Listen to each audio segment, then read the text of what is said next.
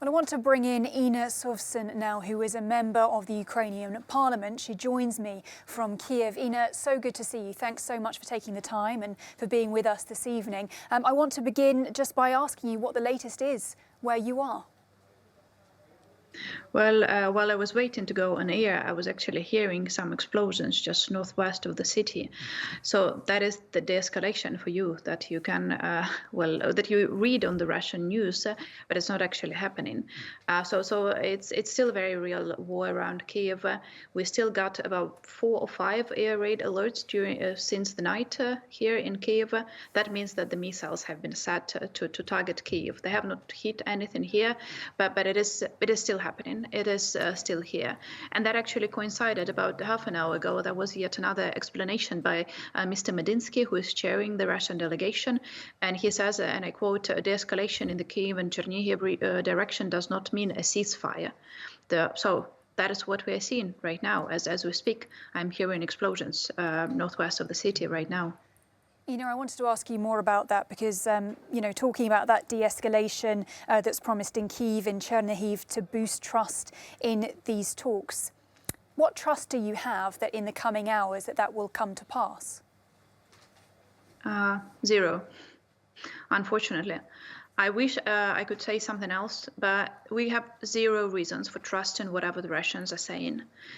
We should learn this lesson by now, and the world should learn this lesson by now, is that those people are lying all the time. Like a week before the beginning of the full-scale war, Putin gave an interview saying that he is not planning to invade Ukraine.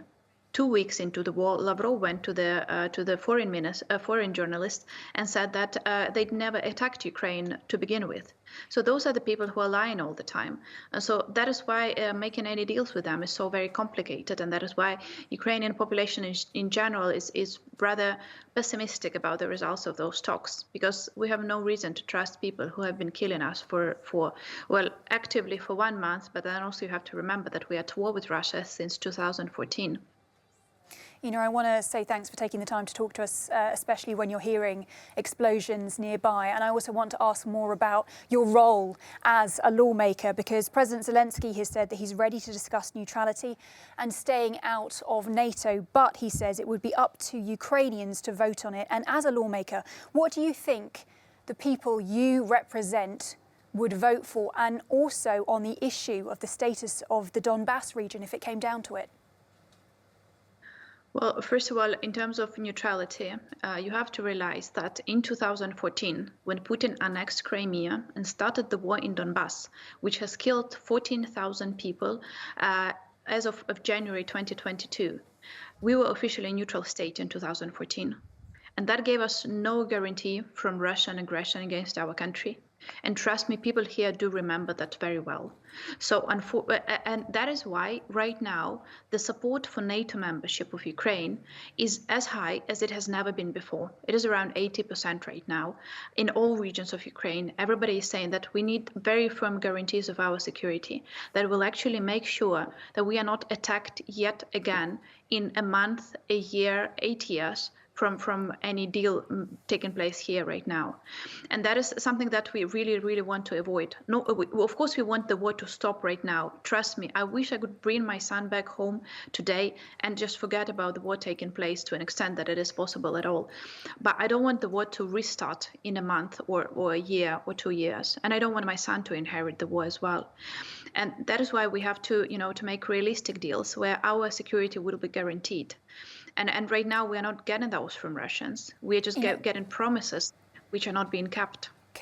Can I ask you, who do you think, which country would provide that security guarantee when NATO membership has already proved to be such a thorny issue? Well, I still believe that we should continue knocking on the doors of NATO. I think that we have proven to be a very strong army. We have proven to be a democratic state. We don't have a reason why not take us into NATO. So we have to keep on knocking on those doors. I'm sure, absolutely sure about that. But other than that, we need guarantees from the major powers, and the real guarantees, because we were given guarantees in 1994 when we gave up our nuclear weapon by the United States, by the United Kingdom, and by, well, ironically, Russia. We were promised that if we are attacked, those countries will protect us. And we are seeing that that is not happening now. I mean, we are getting some weapon and some, equipment from the UK and the US, but that is not really what we need right now, right? And that is why we need very tough guarantees of our security. And I still believe, and the majority, absolute majority of the Ukrainian population believe that NATO would be the best guarantee for our security. And there is no other mechanism for guarantees of security that exists in this world today.